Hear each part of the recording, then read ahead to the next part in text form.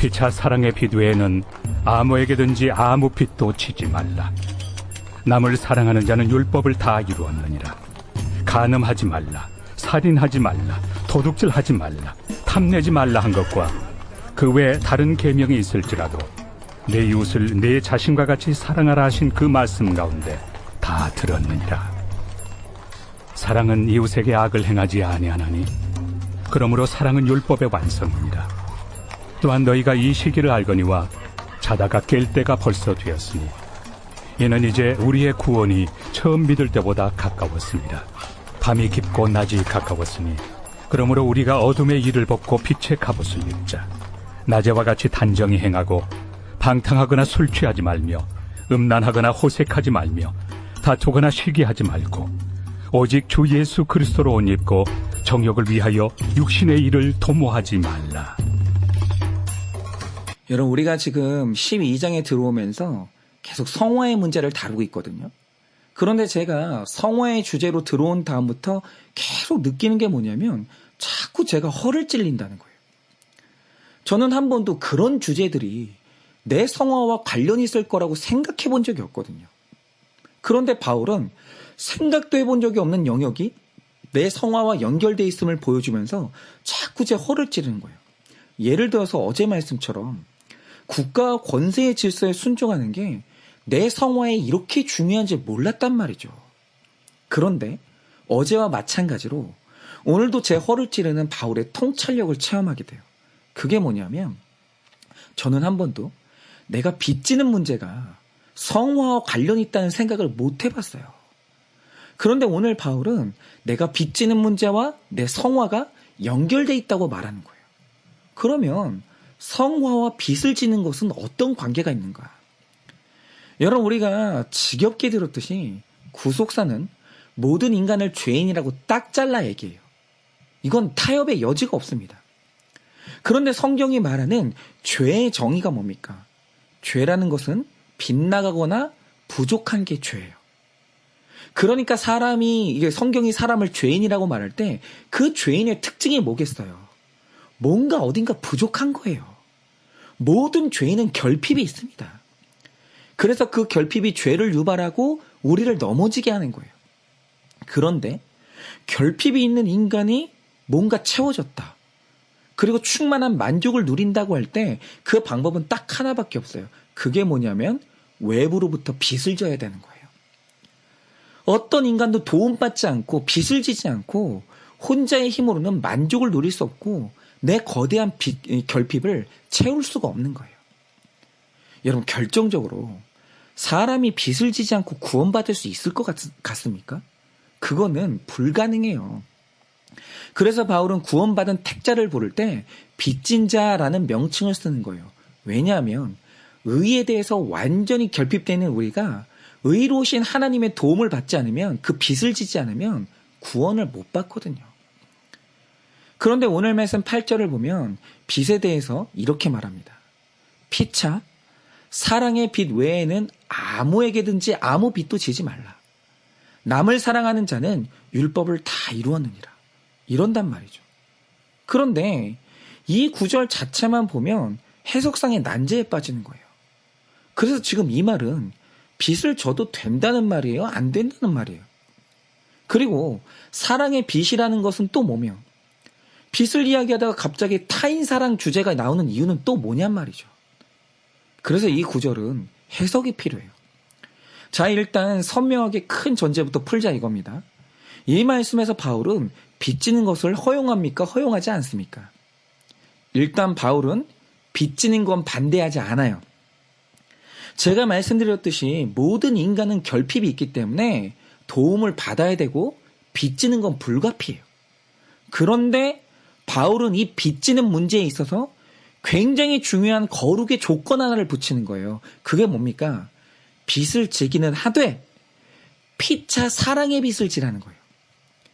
만약에 피차 사랑의 빚을 질 게 아니면 그 누구에게도 빚지지 말라는 거예요. 그러면 피차 사랑의 빚이란 건 뭘 뜻하는 것일까? 자, 여러분도 다 빚을 져보셨으니까 아실 텐데 우리가 왜 빚을 질까요? 아니, 빚은 무거운 거잖아요. 빚 지기 싫잖아요. 그런데 왜 빚을 질까요? 부족하면 없는 그대로 살면 안 됩니까? 왜 우리는 빚을 져가면서까지 부족함을 채우는 거죠? 이유가 뭐냐면 그만큼 내가 나를 사랑하기 때문이에요. 우리는 나 자신이 너무 소중하기 때문에 부족함을 놔둘 수가 없는 거예요. 그래서 빚을 져서라도 채우는 거죠. 그러니까 빚은 자기 사랑에서 시작하는 거고, 그래서 누가 나에게 없는 뭔가를 내어주고 빌려줄 때는 그거보다 고맙고 기쁜 일은 없는 거예요. 그렇죠? 그런데 이 빚지는 행위가 악으로 변하는 순간이 있다는 거예요. 그게 뭡니까? 빚의 문제에 있어서 피차 사랑이 아니라 자기 사랑으로 끝날 때 문제가 돼요. 이게 무슨 뜻이냐면, 여러분 사람마다 빚질 때 마음이 어때요? 누가 내게 절박한 것을 빌려준다고 하고 공급한다고 할 때 세상에 그것 같은 복음이 없고 감사한 일이 없는 거예요. 빌리는 것만큼 좋은 게 없는 거죠. 그런데 악한 빚쟁이의 특징이 뭐죠? 빌리는 건 좋아요. 빌릴 때는 기뻐해요. 그런데 갚으라고 할 때는 세상에서 가장 싫은 소리 취급하고 안 갚을 궁리를 하는 거예요. 똑같은 상대방인데 빌려줄 때는 그렇게 고맙고 사랑스럽던 사람이 갚으라고 할 때는 그렇게 밉고 원망스러울 수가 없는 거예요. 이거 왜 이럴까요? 이유가 뭐냐면 나에 대한 사랑은 지극하지만 빌려준 사람에 대한 감사함이나 사랑이 전혀 없는 거예요. 그러니까 이 빚지는 문제에 있어서 자기를 사랑하는 데서 끝나버리는 거예요. 그러면 갚는 게 안 되는 거예요. 여러분 빚이란 빌리는 나에 대한 사랑만큼 커야 되는 게 빌려주는 상대에 대한 감사와 사랑이에요. 그러면 이 빚이 피차 사랑의 빚이 되면서 이게 선을 이루는 중요한 방식이 되고 내가 빌리는 인생만 되는 게 아니라 갚는 인생으로도 살 수 있는 거예요. 그리고 바로 이게 내 이웃을 내 몸과 같이 사랑하라는 말의 뜻이에요. 너 자신을 사랑해서 빚을 지는 것처럼 빌려준 사람을 사랑함으로 반드시 갚는 인생 살라는 거예요. 잘 들으세요. 우리는 불가피하게 빚지는 인생을 살 수밖에 없어요. 그러나 동시에 우리는 갚는 인생도 살아야 되는 거예요. 이게 바로 우리의 거룩이에요. 여러분, 빌리는 나에 대한 사랑만 있고 빌려주는 상대에 대한 사랑이 없으면 그 빚은 만악의 근원이 되고 사람과 사람 사이를 찢는 원인이 되는 거예요. 여러분 이렇게 빚지는 문제에 있어서 피차 사랑의 빚이 아니라 자기 사랑의 빚이 있는 사람이 얼마나 악해지는지 아십니까? 제가 가끔 TV를 보면 이 국세청에서 고액 체납자 집을 급습하는 장면이 나오는데요. 그 진짜 이상한 게 뭐냐면 고액 체납자 중에 가난한 사람이 없어요. 그 집을 쳐들어가서 뒤져보면 금덩이도 나오고요. 현금 뭉치도 나오고 심지어 집이 얼마나 으리으리한지 몰라요. 골동품이 그렇게 많아요. 딱 봐도 자기 사랑이 엄청난 거예요. 그런데 세금 낼 때는 그걸 그렇게 아까워하면서 당신들 내 집 쳐들어와서 뭐 하는 거냐고 그렇게 화를 내는 거예요. 버는 건 좋은데 쓰는 건 싫은 거예요. 그런데 제가 그 모습을 보면서 보게 되는 게 뭔지 아십니까? 저 사람들은 자기 사랑은 지극한데 그 생각 속에 내가 빚을 졌다는 부채의식과 그 부채에 대한 감사가 전혀 없는 거예요. 버는 인생을 살 수 있는데 빌리는 인생을 살 수 있는데 갚는 인생이 안 되는 거예요. 여러분 생각을 해보세요. 그 사람이 어떻게 그 돈 벌었겠어요? 단지 자기 수완과 지능이 뛰어나면 돈 법니까? 아니죠. 일단 어제 말씀 나눈 것처럼 이 나라가 평화롭지 않으면 어떻게 경제활동을 해요? 아니 폭탄이 떨어지는데 어떻게 경제활동을 합니까? 그런데 지금 이 평화를 지키고 있는 이 군대 시설들과 무기들을 자기 돈으로 샀습니까? 지금 이 나라 지키는 군인들의 월급을 자기가 주고 있습니까? 아니에요. 지금 전쟁 걱정 없이 마음 편하게 살고 있는 이때 우리는 지금 엄청난 빚을 지고 있는 거예요. 그러면 내 나라 사랑하는 마음과 감사하는 마음으로 세금이라는 빚을 갚아야죠. 그건 당연한 겁니다. 그리고 지금 대다수의 사람들은 그런 당연한 마음과 감사한 마음으로 세금을 갚고 있거든요. 그런데 이 부채의식이 없고 피차 사랑이 아닌 자기 사랑만 있으니까 빚 갚을 마음이 없는 악한 자가 되는 거예요. 갚는 인생이 안 되는 거예요. 바로 이 빚이 절대로 지면 안 되는 악한 빚이에요. 갚을 마음이 없으면 빚지면 안 됩니다. 그런데 사람에게 나는 빚진 자라는 부채의식과 함께 피차 사랑하는 마음이 있으면 그게 사람을 얼마나 거룩하게 만드는지 아십니까? 제가 한 번은 성주 인터내셔널의 최고 경영자인 김성주 사장의 간증을 들은 적이 있는데요. 이분이 어릴 때부터 집이 부자였대요.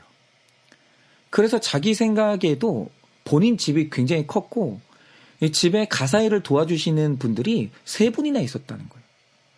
그리고 남들도 다 자기처럼 사는 줄 알았대요. 그런데 그렇게 살다가 초등학교 시절에 한 번은 김성주 사장이 반에서 반장이 된 거예요. 그런데 어느 날 자기 반 친구 하나가 며칠째 학교를 안 나오는 거예요. 그러니까 선생님이 반장인 이 김성주 사장을 부르더니 한 주소를 주면서 네가 이 친구 집에 좀 다녀오라고 했던 거예요. 그래서 그 주소를 따라 집을 찾아가는데 그 동네에 가면서 놀란 게 뭐냐면 그 주소가 달동네 주소였던 거예요. 그런데 이렇게 힘든 곳에 이렇게 허름한 집들이 있다는 걸 처음 한 거예요. 그곳에 몰려있는 집들이라는 게 말도 안 되게 좁고 그냥 뭐 미적인 감각 이런 건 바랄 수도 없고 비와 바람만 맞게끔 나무 판자로 다 막아놨더라는 거예요. 너무 충격을 받은 거죠. 그런데 그렇게 큰 충격 가운데 어렵게 친구 집을 찾아서 들어갔어요. 그런데 가보니까 친구 부모님은 돈을 벌어야 되니까 집에 아무도 없고 자기 친구 혼자서 정말 허름한 단칸방에 심한 열병에 걸렸는지 땀을 뻘뻘 흘리면서 시름시름 앓고 있더라는 거예요.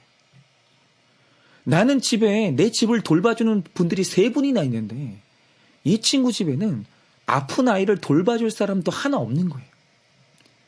이걸 보고 어린 김성주 사장이 엄청난 충격을 받아요. 그리고 집에 가자마자 울면서 엄마한테 한 말이 뭐냐. 엄마, 왜 내가 사는 것과 내 친구가 사는 게 이렇게 차이가 나냐고. 내가 이걸 어떻게 이해해야 되냐고 너무 혼란스러워가지고 울었다는 거예요. 그런데 이 어머니가 굉장히 신실한 신자였는데 그 순간 너무나 지혜롭고 김성주 사장의 평생에 잊지 못할 말씀 하나를 해주신 거예요. 그게 뭐냐. 지금 이렇게 잘 사는 우리는 힘들게 사는 그 친구한테 빚을 진 거야. 그래서 우리는 살아가는 날 동안 반드시 그 빚을 갚아야 돼. 이 말을 해줬다는 거예요. 그래서 김성주 사장은 그때 처음으로 내가 누리는 모든 게 이 빚진 거라는 부채의식을 배운 거예요. 그런데 그 어머니가 정말 대단했던 게 뭐냐. 시간이 지나고 이 빚진 자의 진리를 알려주신 어머니가 돌아가셨어요. 그래서 이제 가족들이 어머니 장례를 치르는데 이상한 게 뭐냐면 장례식에 처음 보는 사람들이 계속 오는 거예요. 그래서 도대체 이 사람들이 누군지 너무 궁금하더라는 거죠. 그래서 오는 분들마다 어떻게 오셨냐고 물어보니까 이 사람들이 전부 다 어머니의 후원으로 병 고친 사람, 어머니 후원으로 학교 다닌 사람, 어머니 후원으로 교회를 일으킨 목사님들, 다 그런 분들이더라는 거예요. 그러니까 이 어머니가 자기의 가르침대로 내가 빚진 것을 갚기 위해 평생 사셨던 걸 그때 처음 알게 된 거예요. 가족들이. 아무도 몰랐던 거예요. 그런데 이게 내 공로가 아니라 빚진 걸 갚는 거라는 의식이 있으니까 그동안 자녀들에게 내가 이런 훌륭한 일을 하고 있다고 한 번도 자랑을 안 한 거예요. 그러니까 자녀들이 이 어머니에게 도움받은 사람들이 몰려와도 이게 무슨 일인지 이분들이 누군지 아무도 몰랐던 거예요. 그냥 이분은 당연히 갚을 걸 갚았다는 심정으로 그 삶을 살았던 거예요. 그래서 그걸 보고 자란 형제들이 다들 이 사회의 진빚을 갚기 위해서 살고 있다는 거죠. 여러분, 빚진 자란 바로 이런 거예요. 여러분, 하나님이 왜 생색을 그렇게 싫어하는지 아십니까? 피차 사랑이 아니라 자기를 사랑하는 사람도 베풀어요. 그런데 베푸는 게 왜 베푸는지 아십니까? 내 이웃을 내 몸처럼 사랑해서가 아니라 빚진 것을 갚기 위해서가 아니라 나를 너무 사랑해가지고 내가 좋은 일 하고 있다는 훈장 하나 달아주고 싶은 거예요. 그것 또한 나를 위한 선물인 거예요. 그런데 빚진 것을 갚는 게 아니라 자기 사랑으로 베푸는 사람은 반드시 생생내요. 그리고 그것에 대한 찬사를 들어야 직성이 풀리고 어떤 방식으로든 보상을 받아내야 되는데 보상받지 못하는 생색은 나중에 더 심각한 인색함으로 바뀌어요. 아유, 뭐 줘봤자 칭찬도 없고 아무것도 없네. 나 안 해. 이렇게 바뀌는 거예요. 그러니까 뭘 하고 생색낸다는 것 자체가 이미 빚진 자의 의식이 없다는 거고 피차 사랑이 없는 거예요. 그 인생은 갚는 인생이 아닌 거예요. 맨날 빚지는 인생만 사는 거죠. 여러분, 이건 가정도 마찬가지입니다. 내가 내 배우자에게 엄청난 빚을 졌고 내 자녀에게 갚을 수 없는 빚을 졌다는 걸 깨닫고 있으십니까? 그런데 가족권에 뭐 하나 해줘 놓고 생색이 터지고 자녀에게 뭘 베풀었다고 섭섭함이 쌓이는 이유가 뭡니까? 내가 상대에게 얼마나 큰 빚을 졌는지를 모르는 거예요.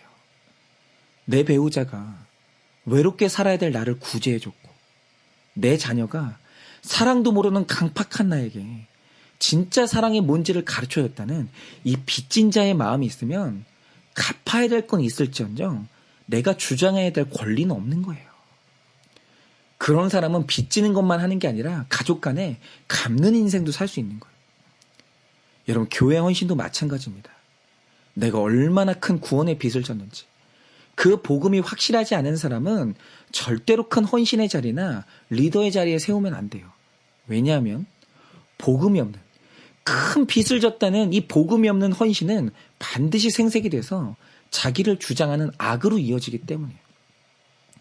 여러분, 우리는 다 빚진 자입니다. 하나님이 베풀어 주신 빚, 내 부모님이 베풀어 주신 빚, 내 가족, 내 나라가 베풀어 준 빚이 없었다면 내 존재 자체도 없는 거예요. 바로 여기에서 나에 대한 사랑뿐 아니라 내게 귀한 것을 베풀어 준 하나님과 이웃에 대한 이 피차 사랑이 있냐라는 거예요. 여러분, 이제 오늘 내가 빚진 인생임을 깨달아서 남은 인생은 빚진 인생만 살지 마시고 사랑으로 하나하나 갚아가는 인생도 사시기를 원합니다. 그래서 피차 사랑의 빚이 영혼 구원으로 이어지고 풍성한 이웃사랑으로 이어지기를 예수님의 이름으로 축원을 드립니다.